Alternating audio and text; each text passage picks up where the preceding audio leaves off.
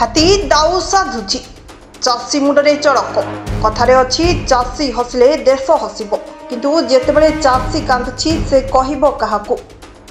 चाषी दिन राति कष्ट पड़ी फसल उत्पादन करिथाए और सेथिरे तार परिवार प्रतिपोषण करे किंतु प्रकृत में प्रकोप से भांगी पड़े। एही वर्षा अदिनिया वर्षा रे होइतिबा फसल पानी रे भासुची।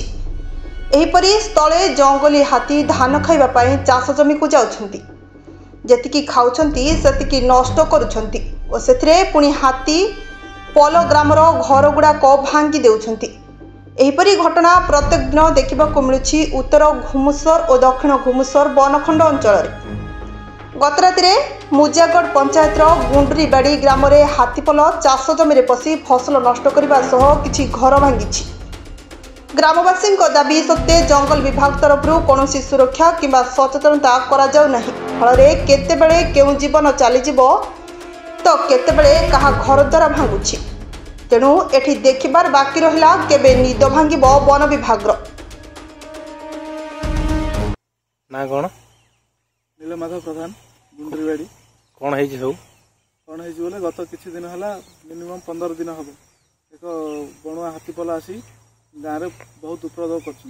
गत राति आमर गोटे बिल घरे गोटे घर गोटे थिला से घरे धान 12 पैकेट 15 पैकेट जाए धान थिला से सब धान खाଇବା सहित आउ घरटा भांगी देछन। आउ गत पूर्व दिन आज राति आमर भांगी कि गत दिन पूर्व 3 दिन जाए सीरियल 3टा घर अलरेडी भांगी। आउ कौन है बोले जो चाष जमी जो चाष जी करुले से चाष जमी खाई मिनिमम 5 लाख रु एभव चाष जमीर धान धान जहाँ से खाई क्षतिपूरण चाषी व्याकुल कि डिपार्टमेंट सहयोग ना कौन चाहूँ आप आम चाहूँ आमर जा घर रिटर्न आउ आम जहाँ क्षति से क्षतिपूरण मिले।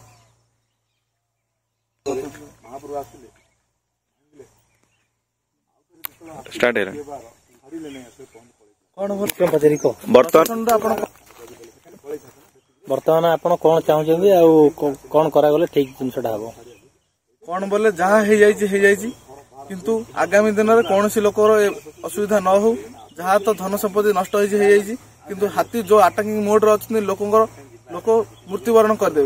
गत वर्ष आम गाँव में जड़े मृत्युवरण कर किंतु वर्तमान आगु जहाँ कौन सी लोक न मरतु आ जहाँ क्षयक्षति होती किंतु धन जीवन क्षयक्षति है किंतु बहुत टंका धन संपत्ति बहुत क्षति होती। चाषी बहुत एथिरे क्षुब्ध होती। जदि कौन प्रशासन पक्षर सहायता न मिलले आगामी दिन में धारणार बसवे बोली चाषी निष्पत्ति नहीं।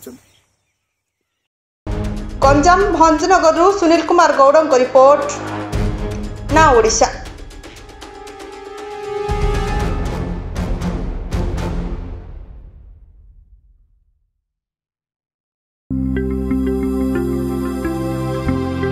लेटेस्ट न्यूज अपडेट पाई www.naodisha.com को लॉगिन करंतु।